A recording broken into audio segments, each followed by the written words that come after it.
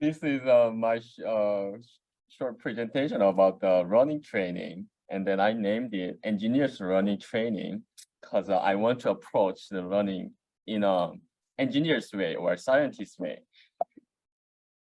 So this is a key motivation. Um, I know that many people know the advantage about or benefits of running in terms of health, but so I want to provide a little bit different perspective about the running too, because this is the thing. So there is some saying that there was some misconception about the human body because during the 17th centuries, the new philosophers thought that humans are very intelligent animal. That's why we can dominate the other the world. Although our physical ability is very weak compared to lions or other very strong animals in the wild. But actually, there is one thing that human outperform in terms of physical ability. That's endurance. And I was so surprised because humans are actually the kind of world top endurance runner, and then that's how our ancestors like a million years ago survived. They were like trekkers. They didn't have a power to hunt the large animals, but they had endurance, so they follow them until they get tired and get some meat. Yeah, that's a kind of gap. So our body has been evolved in terms of aerobic engines, and but in modern society, we sit too long in front of our desk, and actually it can hurt your body. So there's some saying that sitting is next to smoking. I think that idea has been popularized like in 5 years, 10 years. And I think I'm not saying bad thing to you, Runza, but our fitness cursor is too into bodybuilding. But actually, we are runners. Humankind are runners and endurance sports. That's my athlete. That's what I'm doing. But we also need some muscle exercise too. But what I want to say is the cardio is also important. Okay.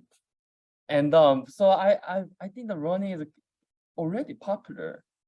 And then I saw a lot of people try to run, but I saw some frustration from that. And then because as a beginner, you need some knowledge to make it your habit. And I want to present about that. So for having a good training, there is I simplify the entire training process in a high level. So there is some objective you want to get. That could be speed if you are really into a race, or duration like endurance, how long you can run, and happiness. It's feeling good. And to do that, we can modify two variables. One is how long you will do training, how long you will run, and then how intense your running will be. So there are two parameters, and the duration part is very easy. You can very easily determine that, but the intensity is a tricky part. That's what we are going to focus on. So there is a very popular way to we define intensity of running and then monitor that. That is our heart rate. So running is basically the aerobic exercise, and then our heart is providing that powers. So we can determine by observing heart rate, we can determine the intensity of our exercise. So there is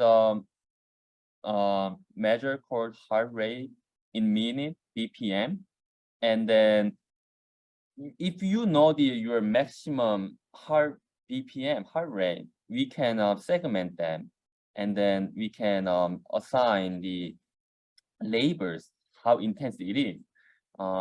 In here, I there are different ways people use that is called zoning. How you can zone your range of heart rate.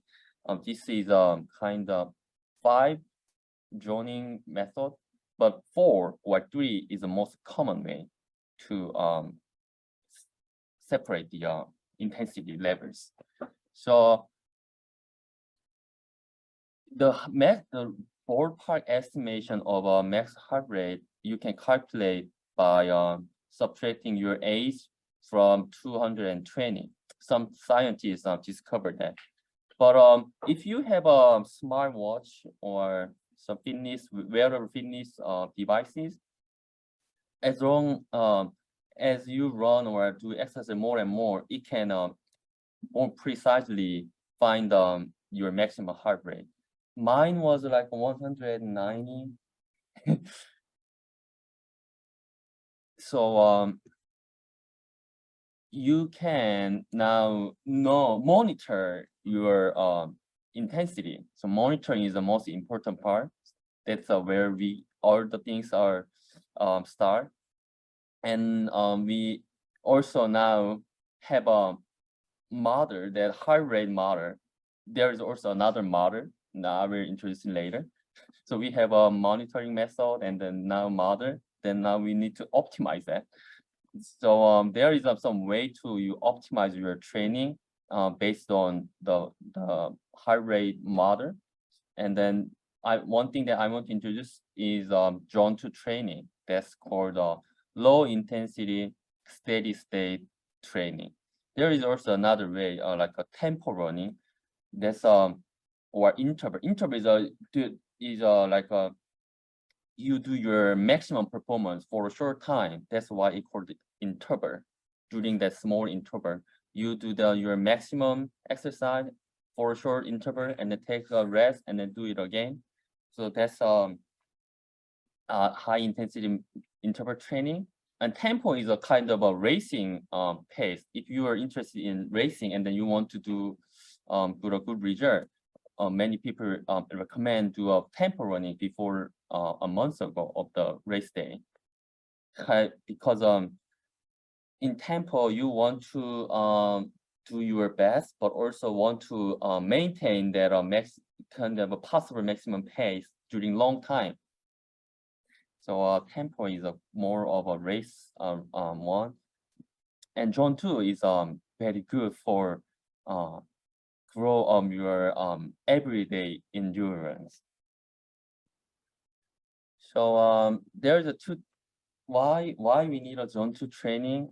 This is some science behind that.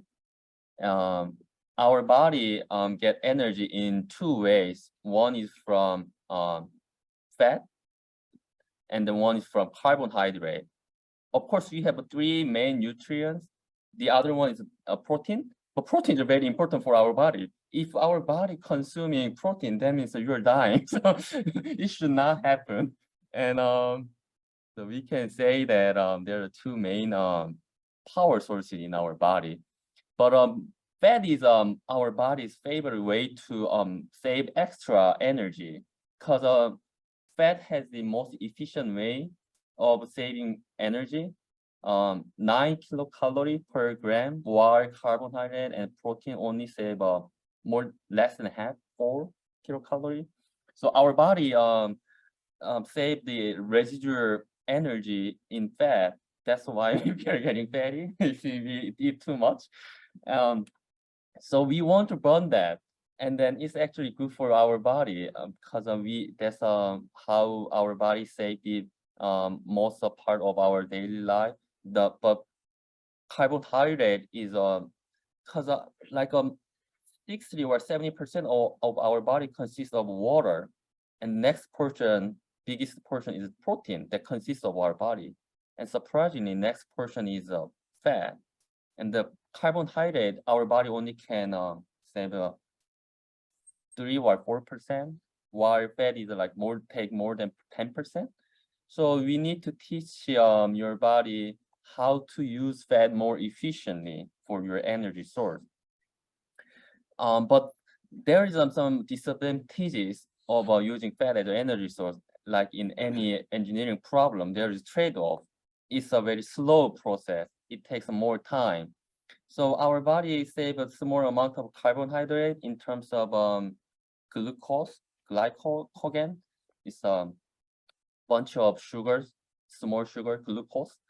And then we save it in muscle and then use it when we need a very quick and strong power.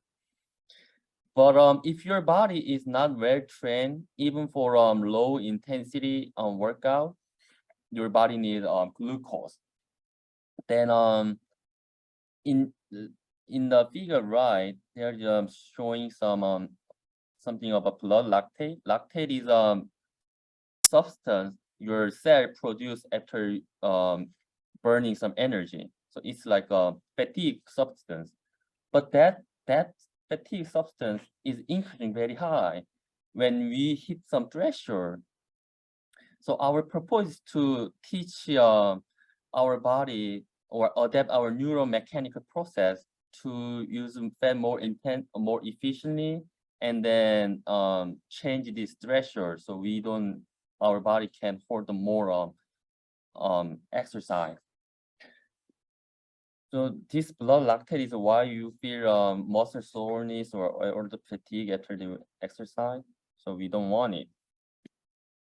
And so by doing that zone 2 training, because if you hit the zone 3 or 4, your body start using glucose, carbohydrate. So that's why you want to maintain zone 2 or moderate intensity of the workout to let your body burn fat, and by doing more and more, your body will be more efficiently use the fat. And then for lactate, it needs a little bit of speed training to improve the threshold. So you want to incorporate some speed training, like interval training, but this is more for when you want to really run fast. But in our daily life, this low intensity is important so that your body is can be more efficient. And then Haedong, I have a question about zone 3. Yes. What is the benefit of zone 3 again? Oh, zone 3. Yes. I always stay in zone 1, and then I found that zone 1 doesn't help much to reduce fat. And then my wife told me to get rid of the iPad and all this kind of stuff. Just stay in zone 2, focus on the zone 2 training. I found zone 2 is very efficient to burn fat. Really important. Can you tell a little bit more about zone 3? Because zone 3 has a steep increase on the blood lactate, right? Yeah, right. Is that a benefit or is that a trade-off? You said lactate is causing the muscle ache, right? So what's the benefit of zone 3, or what's the disadvantage of zone 3? So so popular training is like a polarized training, so-called polarized. Why is polarized? Because most of the time you spend zone 2 or zone 4 interval training.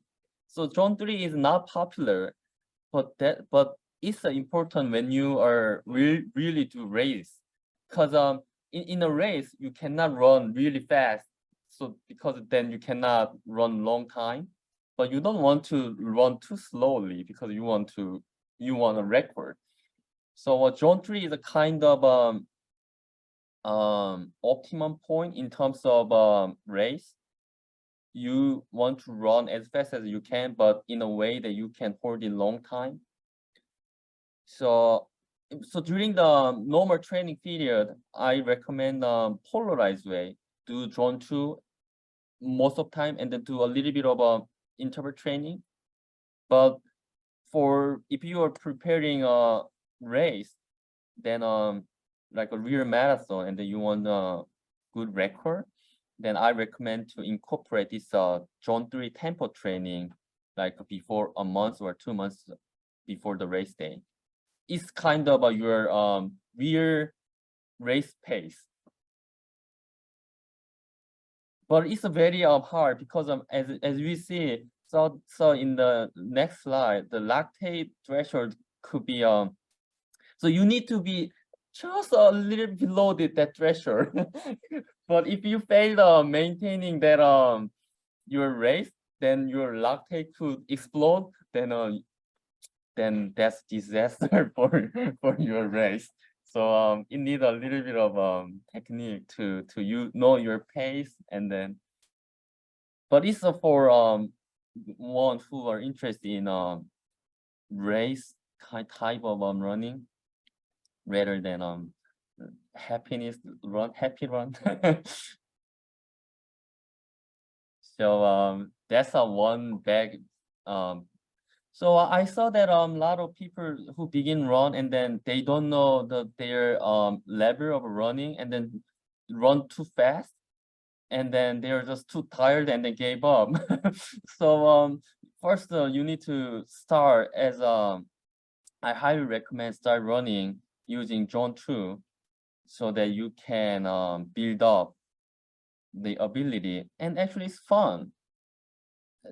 Another bit advantage of Zone 2 I didn't mention is there is a low risk of injury if you're running Zone 2, and then it gives you the optimum feeling. So you can feel good about you did the exercise, but also not too tired or some part of your body get hurt. Zone 2 is very good in everyday running. And another thing is more technical one is learning styles. There's three major types, and the most important thing is how you land on the ground. And highly recommended one is mid-foot strike. This forefoot strike is like Kenyan marathoners, they use that, but that's because they are super elite athlete.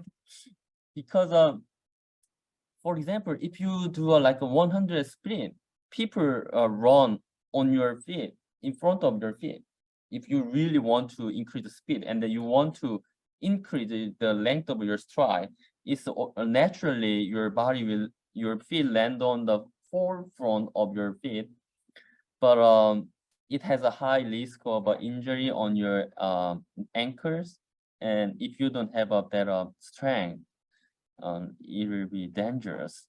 And heel strike is also not good.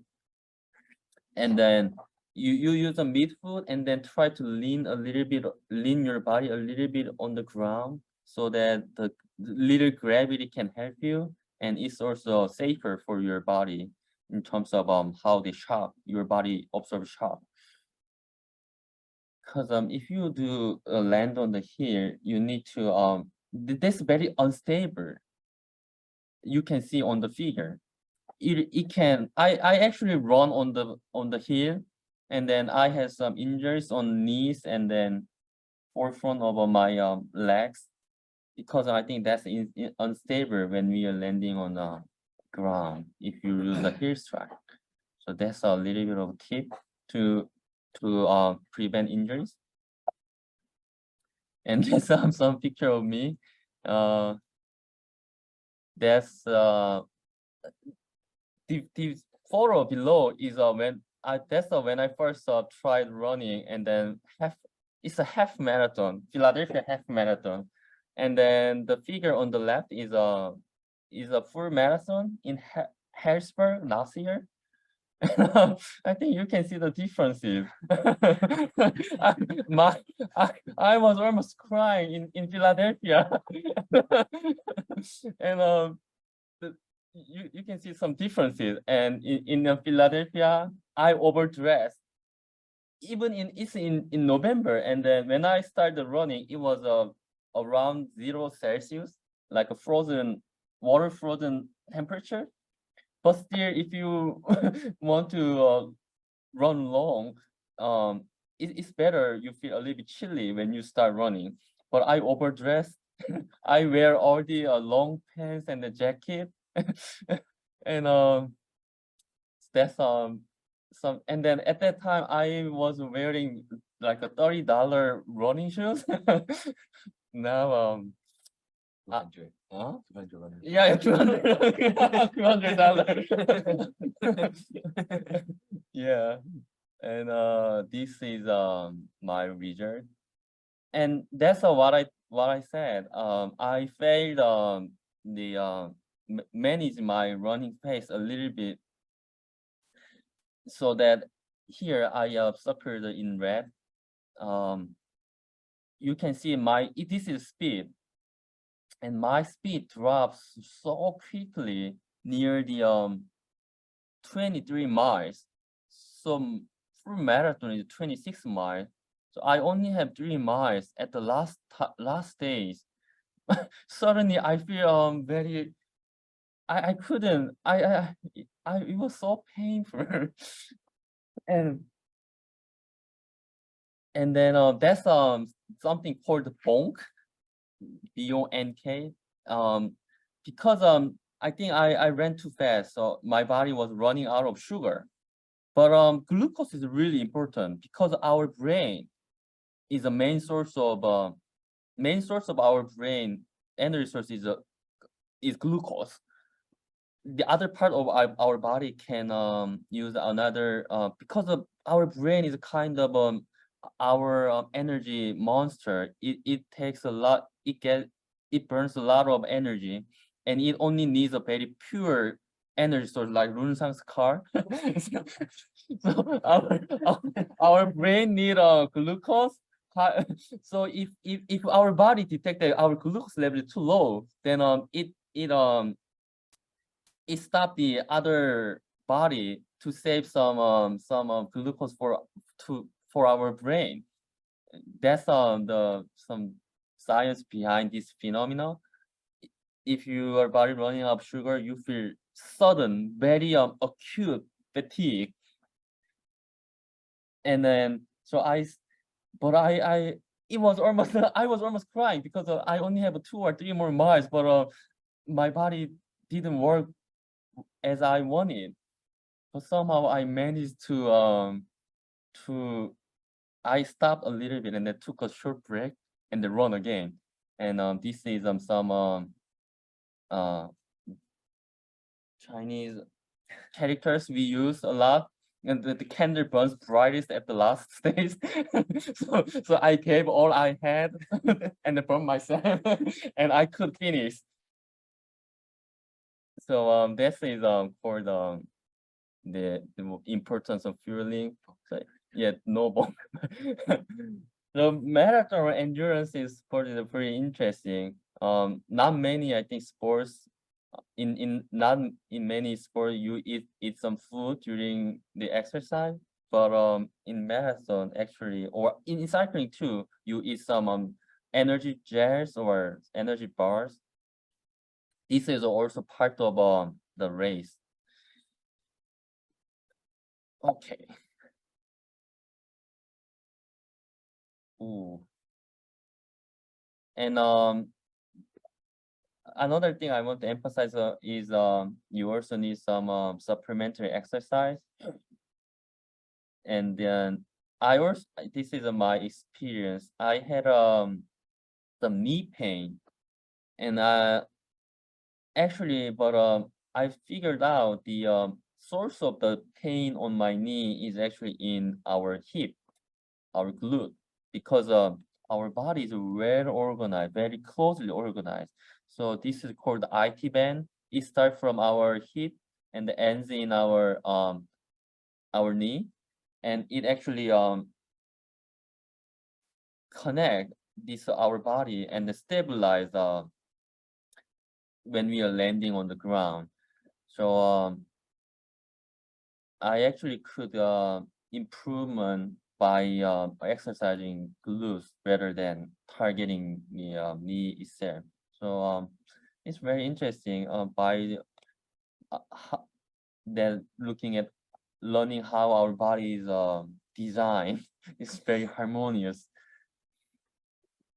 Okay, this is end of my presentation.